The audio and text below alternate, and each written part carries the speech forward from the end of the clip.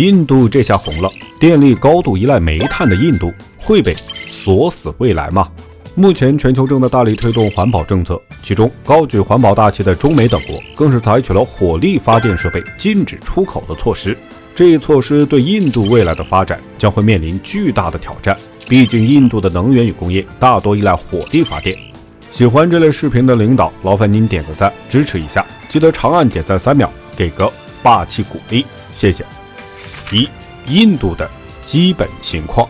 印度是南亚最大的国家，国土面积大约为298万平方公里。近年来，印度的发展速度举世瞩目，是世界上发展最快的国家之一。2023年的 GDP 约3.57万亿美元，是世界第5大经济体。印度的矿产资源丰富，铝土储量和煤炭产量都位居世界第5位。它还是一个传统的农业大国，该国至今仍有约2/3的人口直接或间接以农业为生。独立之后，印度形成了比较完整的工业体系，纺织、食品、精密仪器、汽车加工、软件制造等工业发展比较迅速。目前，印度已经成为全球金融、软件等最重要的出口国。印度社会的发展不平衡，该国是世界粮食进出口国，但全国仍有约25%的人口无法温饱。印度最富裕的城市不是其首都新德里，而是绝大部分富豪的聚集地孟买。孟买位于印度西海岸，是马哈拉施特拉邦首府，面积4312平方公里。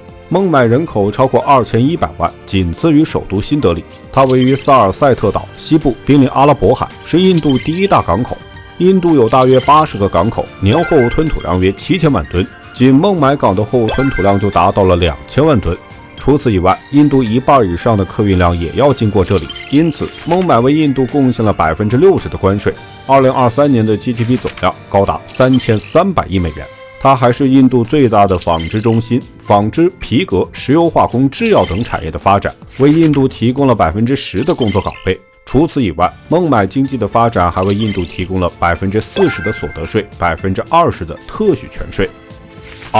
印度的电力短缺现已成常态。印度的煤炭储量虽然丰富，但是石油与天然气的储量相对匮乏，所以印度的电力来源主要依靠煤炭发电，发电容量约占总发电量的70%，水能、核能等新形式的能源占能源结构的约30%。最主要的问题在于，印度的发电能源结构主要依靠煤炭，如果煤炭的供应出现问题，其能源就会发生不可避免的危机。印度的经济在近年来增长非常快，所以对于电力的需求猛增。但是因为政策不当、基础设施滞后与能源缺口的不断扩大，导致电力供应紧张。根据印度2021年的数据显示，高达约 1.8 万亿千瓦时的用电缺口。截止到10月1号，135家火电发电站煤炭只有平均4天的存量，8月初的平均库存量约13天，超过70家的燃煤电厂库存都不足3天，甚至已经断供的就有16家。所以说，全年的用电需求约5%都无法得到满足。虽然印度已经发现了电力短缺的严重性，已经开始加大力度建设新的发电站，但是电力紧缺的困扰还是要一直持续到2027年。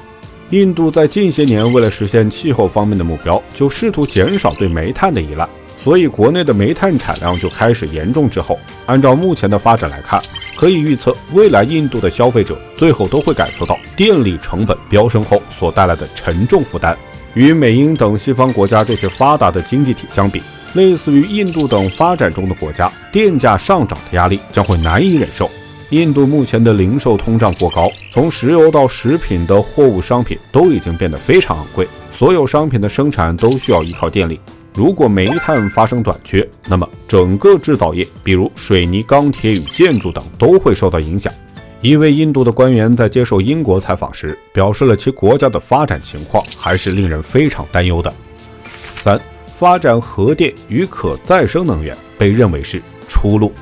印度面临严重的电力危机，也在积极地寻求解决的方法，其中可再生能源与核能被认为是最有利的选择。首先，印度拥有自主研发核电站的技术力量，其次就是光伏发电的技术门槛，成本逐渐降低，对于改善供电拥有有利形势。但是对于电力的危机，眼下也很难缓解，毕竟清洁能源在短时间是无法代替火力发电的地位。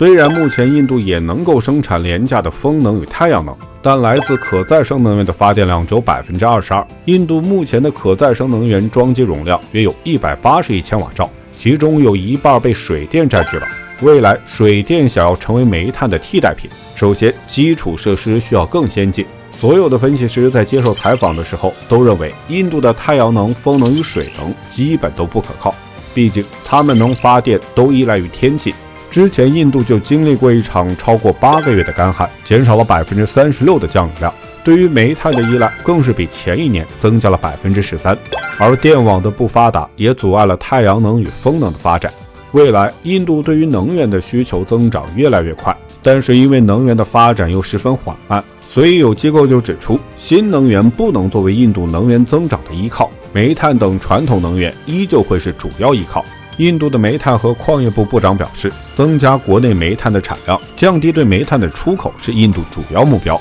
有关人士表示，就算印度正在积极寻求能源结构的转型，但因为能源需求的高速增长，印度的能源组成还得继续以煤炭为主。